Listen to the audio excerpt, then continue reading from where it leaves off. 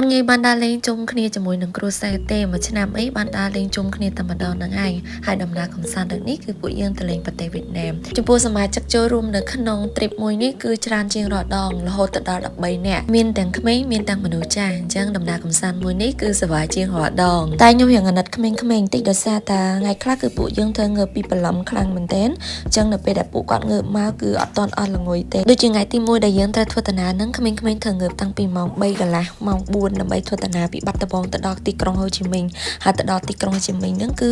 យប់ទៀតប្រហែលជាខ្ទង់ម៉ោង8កន្លះអញ្ចឹងនៅក្នុងថ្ងៃហ្នឹងគឺមានអារម្មណ៍ថាក្មេងៗហត់ខ្លាំងមែនទែនមិនថាក្មេងៗមិនថាមនុស្សចាស់គឺហត់ទាំងអស់គ្នាប៉ុន្តែខ្ញុំអាណិតខ្លាំងជាងគេគឺក្មេងៗតែម្ដងថ្ងៃដែលទៅដល់ហ្នឹងគឺយប់ឡើងអត់បានដើរមើលគេទេដោយសារតែអាកាសធាតុអត់ល្អគឺមេឃភ្លៀងខ្លាំងមែនទែនអញ្ចឹង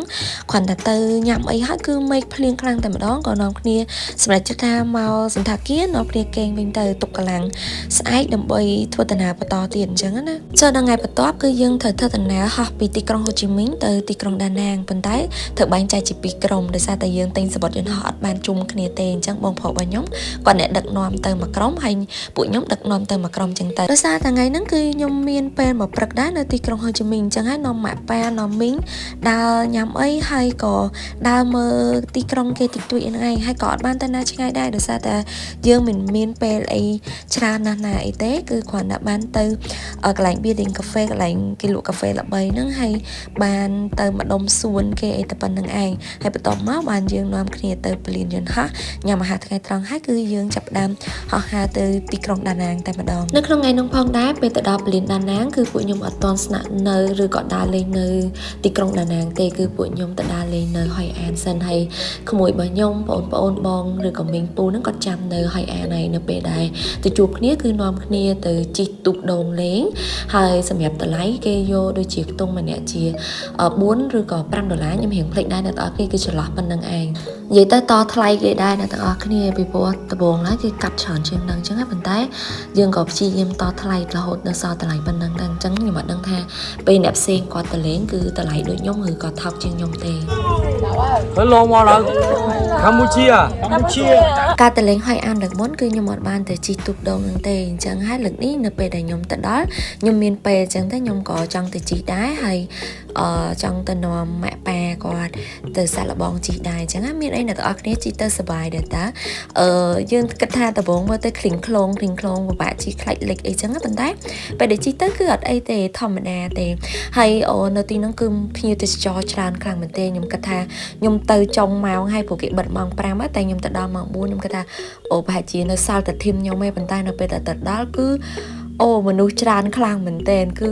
មានភ្ញៀវទេសចរដែលគេទៅលេងទីនោះច្រើនខ្លាំងមែនទែនហើយបើសួរថាជិះទូកហ្នឹងគឺជិះទៅមើលអីគេនិយាយទៅគឺអត់មានទេសភាពអីមើលណាទេគ្រាន់តែតាមដងព្រែកអញ្ចឹងណាប៉ុន្តែគេគ្រាន់តែពេលទៅដល់កន្លែងគេហ្នឹងគឺគេមានសូឲ្យយើងមើលអញ្ចឹងទៅបែបសូថាអ៊ំទូកអាពវលគេនោះនេះអ្នកទាំងអស់គ្នាដូចជារូបដែលខ្ញុំបានដាក់អញ្ចឹងគឺគេពវលលឿនបែបហ្នឹងឲ្យយើងមើលអញ្ចឹងទៅហើយ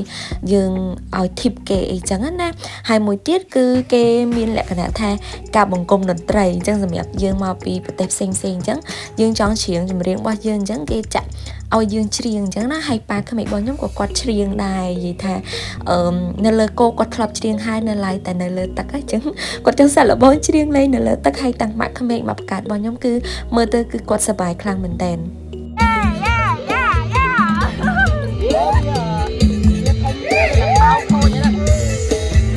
ចឹងឯហ្នឹងក៏នៅនឹងអត់បានយូរប៉ុន្មានដែរដោយសារតែគៀកម៉ោងគេបិទហើយក៏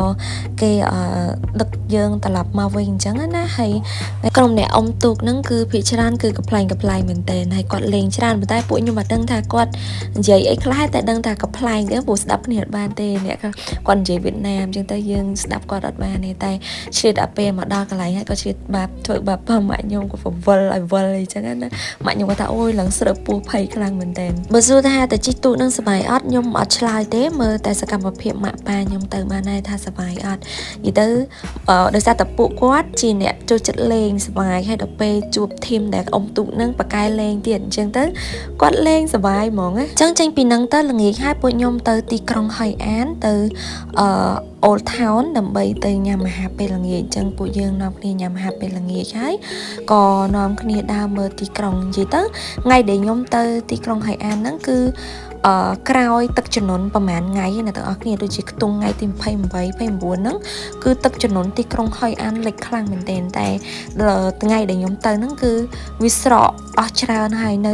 មានតំបន់ខ្លះគឺវានៅលិចទឹកហើយអាកន្លែងដែលខ្ញុំដើរហ្នឹងគឺវាស្រកទឹកហើយគឺគេរៀបចំមកសាថ្មីហើយគឺពួកខ្ញុំអាចទៅលេងបានប៉ុន្តែ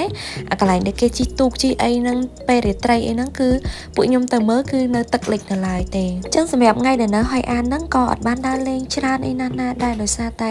អាកាសធាតុអត់សូវល្អដល់ពេលដែលពួកខ្ញុំកំពុងទៅដើរហ្នឹងគឺវាចាប់ផ្ដើមភ្លៀងមកហើយពួកខ្ញុំបារម្ភពីក្មេងៗខ្លាចត្រូវភ្លៀងផ្ដាសាយក្រុននេះអញ្ចឹងក៏នាំគ្នាប្រញាប់ទៅកន្លែងស្នាក់នៅវិញទៅហើយក៏នាំគ្នាហៅ